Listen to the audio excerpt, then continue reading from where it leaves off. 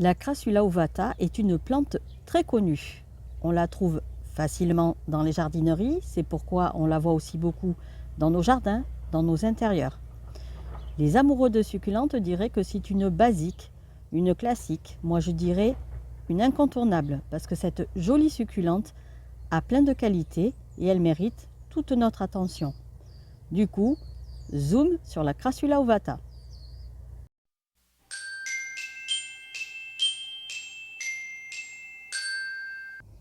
Hola à tous, bienvenue dans mon jardin. Moi c'est Nathalie et aujourd'hui la vedette c'est la Crassula ovata. Comme je le disais en introduction, c'est une plante très connue partout dans le monde, bien qu'originaire d'Afrique du Sud. Son nom scientifique c'est Crassula ovata, mais je pense qu'ici en France on la connaît plus sous le nom de arbre de jade. Dans d'autres pays du globe, elle a comme nom arbre de la chance, arbre de l'amitié ou arbre d'argent, parce qu'elle aurait cette faculté donc d'attirer la chance, les amitiés ou les rentrées d'argent. Alors pourquoi en France arbre de jade? Alors arbre, mais pour sa forme de petit arbre, dans la nature elle peut atteindre jusqu'à 2 mètres.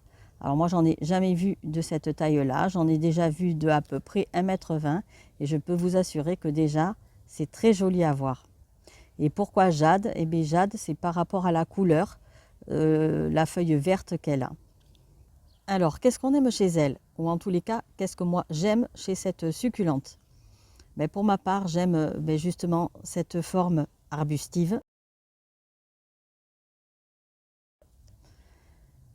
J'aime son tronc épais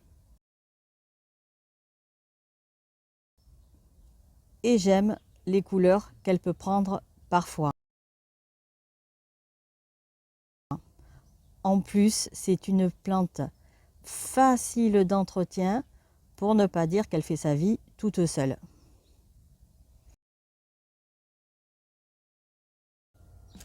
Quand c'est possible, cultivez votre arbre de jade dehors. Si ça n'est pas possible, notamment à cause de l'hiver, placez-la dans la pièce la plus lumineuse de votre logement et de préférence près d'une fenêtre. Puisque je parle de l'hiver, alors même si la jade n'est pas la championne au niveau résistance au froid, je trouve qu'elle se défend bien quand même. Donc chez moi, mes plus gros sujets restent dehors. Moi je suis en Gironde. J'ai une maison qui fait un L avec une avancée de toit. Et donc mes plus grosses jades sont dehors, dans l'angle de ma maison, donc à l'abri de la pluie, du vent et du coup un petit peu aussi des gelées. Ce que je fais moi, c'est qu'à l'annonce des gelées, je protège avec un voile d'hivernage que je double, voire triple si nécessaire. Et comme ça, mes jades ont déjà supporté des températures négatives pendant plusieurs nuits. Elles ont par contre déjà eu quelques pointes qui ont brûlé, mais bon, ça n'a pas empêché qu'elles repartent de plus belle sans problème.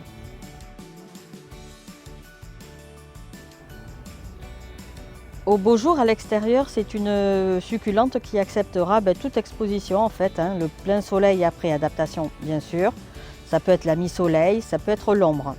Toutefois, ce qu'il faut savoir, c'est que l'exposition jouera bien sûr un rôle dans son aspect et sa floraison.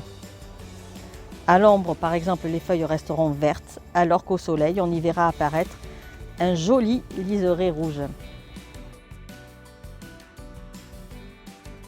La floraison intervient en automne-hiver et se poursuit jusqu'au printemps. En tous les cas, c'est comme ça que ça se passe chez moi. C'est pour ça d'ailleurs que j'ai choisi cette période pour vous en parler et vous la montrer. Alors les fleurs sont toutes petites, de couleur blanc rosé. Alors il faut savoir que pour que la floraison ait lieu, il faut que la plante ait une exposition très lumineuse et il faut également qu'elle ait un peu froid en hiver, c'est-à-dire qu'elle sente une différence de température, qu'elle sente en fait les saisons passées. C'est pour ça, moi je pense qu'il vaut mieux qu'elle soit cultivée à l'extérieur ou dans une serre ou encore une véranda. Elle aura ainsi la bonne luminosité, les différentes températures qui déclencheront la floraison.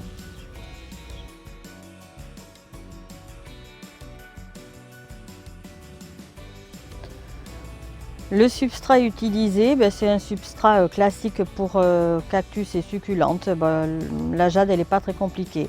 Donc une partie organique et une partie drainante suffira. Personnellement, je trouve que c'est une succulente qui supporte très bien le manque d'eau. À la maison, comme elle est placée à l'écart de mes autres succulentes, je l'oublie bien souvent pour l'arrosage. En plus, malheureusement pour elle, eh ben, elle ne peut compter que sur moi pour boire parce que là, comme je le disais, là où elle est placée, elle ne reçoit pas du tout l'eau de pluie. Mais sinon, comme pour la plupart des succulentes, eh ben, on arrose quand le substrat est bien sec.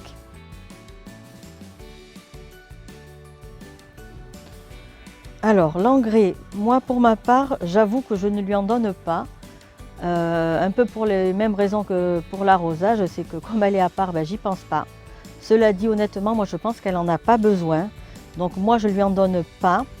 Et pourtant, c'est une plante ben, qui évolue, qui s'épanouit et qui fleurit en tous les cas chez moi chaque année.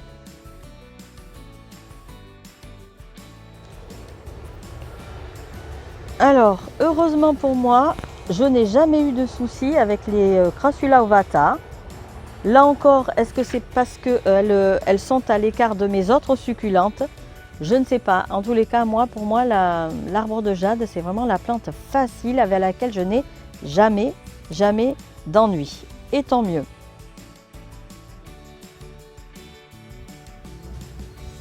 Alors, comment on multiplie notre arbre de jade? Eh bien, le plus simple et le plus rapide, c'est évidemment de couper une tige. En préparant ce sujet, là, cette vidéo pour la Crassula ovata, j'ai malheureusement fait tomber ma Crassula variegata. Donc du coup j'ai des boutures là et voilà, en fait pour bouturer il suffit de couper, donc de laisser sécher et de replanter en terre. Les feuilles, ça marche aussi évidemment, mais c'est bien plus long. Voici donc la Crassula ovata variegata. J'adore ces feuilles panachées. Alors elle est facile d'entretien, sauf que je dirais à la différence de la Crassula ovata entre guillemets classique, je préfère moi une exposition ombragée ou lui donner le soleil du matin, surtout en été. Je vous présente la Crassula ovata Gollum, qui est la forme monstruosa de la Crassula donc classique. Ses feuilles sont tubulaires et assez allongées. Alors c'est une variété qui est plus fragile que la classique, donc comme vous pouvez le voir, moi la mienne a souffert, elle a eu très froid au mois de janvier. Donc du coup elle n'est pas jolie du tout, j'espère qu'elle va se remettre. Sinon, en été, chez moi, elle est plutôt placée dans un endroit ombragé l'été. Je vous présente maintenant une autre Crassula ovata dont je ne connais pas le nom. Elle est différente parce qu'elle est moins garnie, moins fournie au niveau, moins feuillue, il y a moins de feuilles. Par contre, sous l'action du soleil et surtout du froid en hiver, ces feuilles à elles rougissent bien plus que la jade classique et c'est super joli. Chez moi, elle est devant ma maison sous le petit porche, ce qui veut dire qu'elle est plein sud et qu'elle reçoit en été le plein soleil.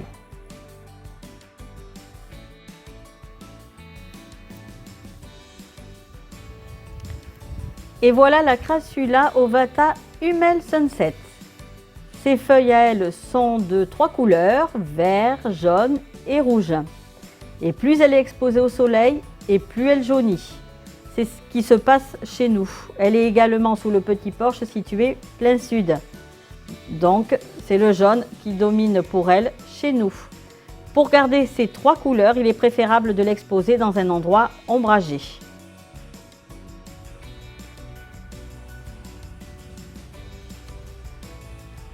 Crassula ovata Red Horn Tree. Alors je pense que c'est la forme monstruosa de la Hummel Sunset à cause de ses couleurs.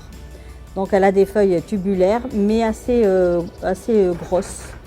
Et je dirais attention à l'hiver, elle est frileuse.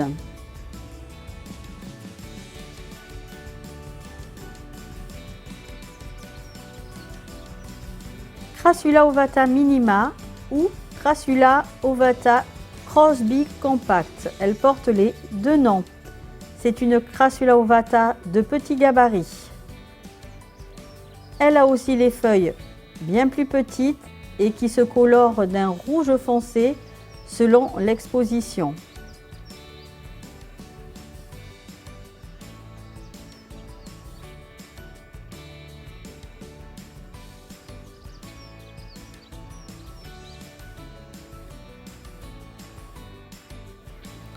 La dernière arrivée à la maison, la Crassula ovata obliqua, qui a des feuilles un peu moins arrondies que la Crassula ovata classique. Alors, que pensez-vous de la Crassula ovata? Jolie, non?